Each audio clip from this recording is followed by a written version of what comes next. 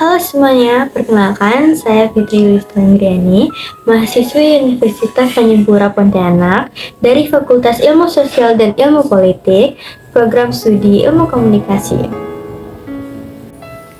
Nah, kali ini saya akan menyebutkan 25 teori komunikasi yang mestinya mahasiswi dan mahasiswa komunikasi harus dan wajib tahu dong. Yang pertama, ada teori komunikasi Lasswell. Nah, semuanya pasti kayak familiar banget nih sama Lasswell. Lasswell ini memang pada dasarnya banyak menyumbangkan ide dari pikirannya pada bidang ilmu sosial dan ilmu komunikasi tentunya.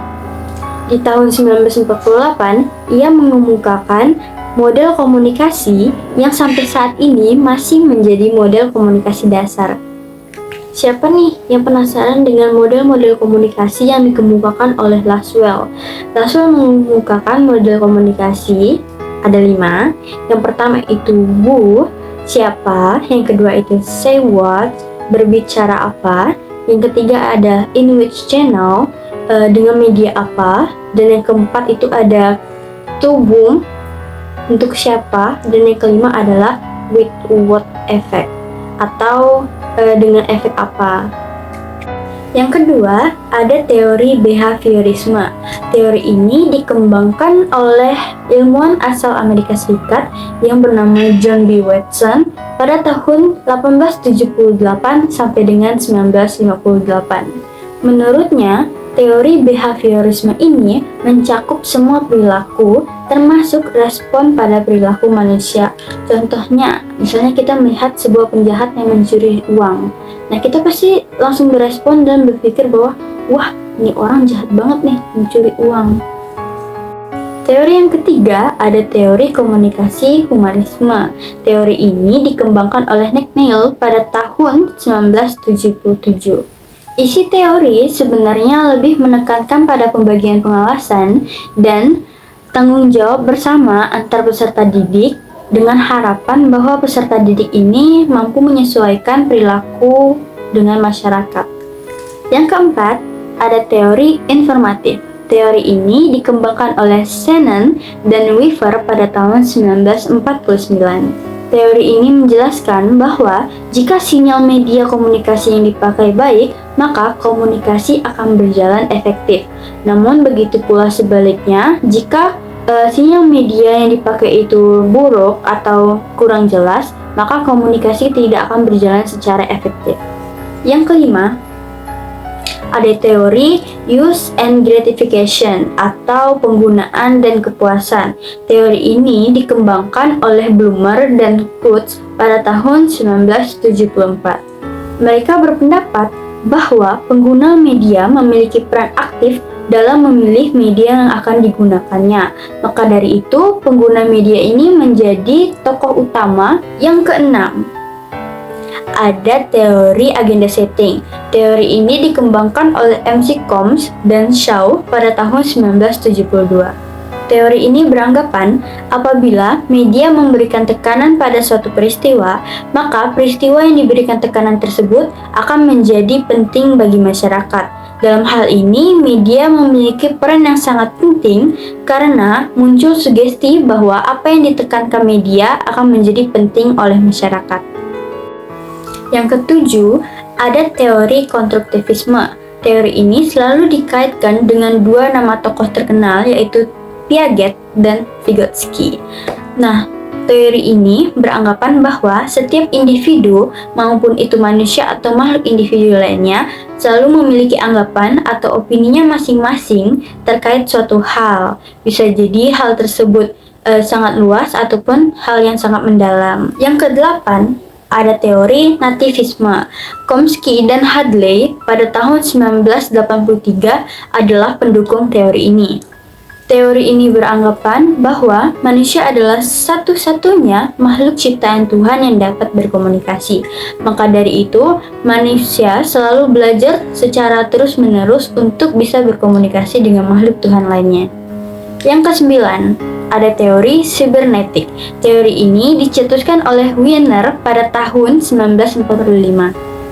Teori sibernetik adalah suatu sistem pengontrol yang didasarkan pada komunikasi.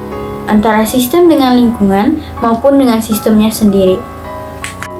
Yang ke-10, ada teori kognitivisme. Teori ini lebih mengedepankan proses belajar daripada hasil proses itu sendiri.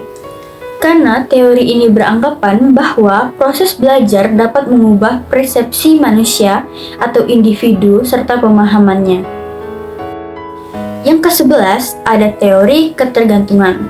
Teori ini dikemukakan oleh Sandra dan Malvin pada tahun 1976. Teori ini sangat cocok digunakan pada masyarakat modern karena pada saat ini media massa menjadi sangat penting dalam berkomunikasi. Yang ke-12 ada teori inokulasi. Teori ini awalnya disampaikan oleh McGuire yang beranggapan bahwa lebih baik membekali diri dengan argumen sanggahan daripada tidak siap menyangkal argumen lawan. Yang ke-13 ada teori kultivasi. Teori ini dikemukakan atau dikembangkan oleh George Gardner yang memfokuskan pada efek komunikasi massa. Pandangan dari teori ini adalah bahwa media massa atau komunikasi massa dapat memberikan dampak kepada budaya atau sosial pada masing-masing perorangan. Yang ke-14 ada teori spiral of silence atau spiral keheningan. Teori ini dikembangkan oleh Elizabeth Noel dan Neumann pada tahun 1976. Teori ini menjelaskan bahwa pendapat massa atau pendapat masyarakat dapat terbentuk karena terjalinnya komunikasi, antara lain komunikasi massa atau komunikasi antar pribadi dan lain-lainnya. Yang ke-15 ada teori norma dan budaya. Teori ini menyampaikan dua pesan. Yang pertama adalah media massa dapat dengan mudah melengsarkan budaya-budaya kita ataupun malah jadi sebaliknya. Yang pesan kedua, media massa juga bisa memperkuat norma dan budaya. Yang ke-16 ada teori belajar sosial. Teori ini dikembangkan oleh Bandura pada tahun 1925. Teori ini sendiri beranggapan bahwa manusia yang saling berinteraksi akan mendapatkan timbal baliknya sendiri. Misalnya, timbal balik dalam hal pengalaman, observasi, atau pengamatan. Ke-17 ada teori birokrasi. Teori ini dikemukakan oleh Max Weber pada tahun 1948. Teori ini sering digunakan untuk berkomunikasi antar organisasi. Yang ke-18 ada teori pengharapan nilai. Teori ini beranggapan bahwa media massa dapat dinilai dari kegunaannya. Yang ke-19 ada teori struktural fungsional. Teori ini dicetuskan oleh Auguste Comte, Emile Durkheim, dan Herbert Spencer. Teori ini sendiri beranggapan bahwa manusia atau masyarakat akan saling bergantung karena konsekuensi dari bertahan hidup. Yang ke-20 ada teori sikap atau standpoint. Teori ini dijelaskan oleh Harding dan Wood yang menjelaskan bahwa jika ingin melihat sudut pandang dunia secara luas, maka kita harus melihat dari sudut pandang wanita berpikir. Yang ke-21 ada teori komunikasi administrasi. Teori ini bertujuan untuk menumbuhkan rasa percaya diri, rasa kerjasama, dan saling menolong agar tujuan organisasi dapat tercapai dengan efektif dan stabil. Yang ke-22 ada teori systematic behavior yang didalami oleh Clark C. Hull. Teori ini menjelaskan bahwa setiap kebutuhan yang terdesak atau apapun yang kita butuhkan pasti memiliki motif dan tujuan. Yang ke-23 ada teori operant conditioning yang dikemukakan oleh Skinner pada tahun 1904 sampai dengan 1990. Operant conditioning ini memiliki tujuan untuk memotivasi suatu perilaku yang menjadikan perilaku tersebut bisa berulang kembali. Tentunya perilaku yang dimaksud adalah perilaku yang lebih baik atau perilaku baik yang tidak mengarah ke hal-hal yang negatif. Yang ke-24 ada teori classical conditioning. Teori ini dikemukakan pertama kali oleh Ivan Petrovich Pavlov. Menurut teori ini, belajar adalah proses perubahan yang terjadi karena syarat-syarat tertentu. Yang terakhir ada teori komunikasi dua tahap. Teori ini memiliki asumsi bahwa proses bekerja akan selalu memiliki dampak ke media massa.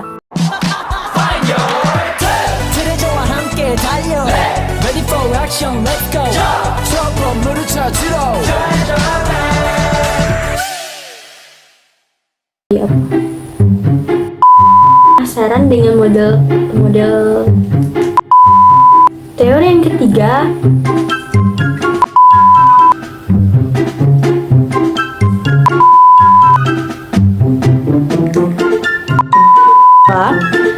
suatu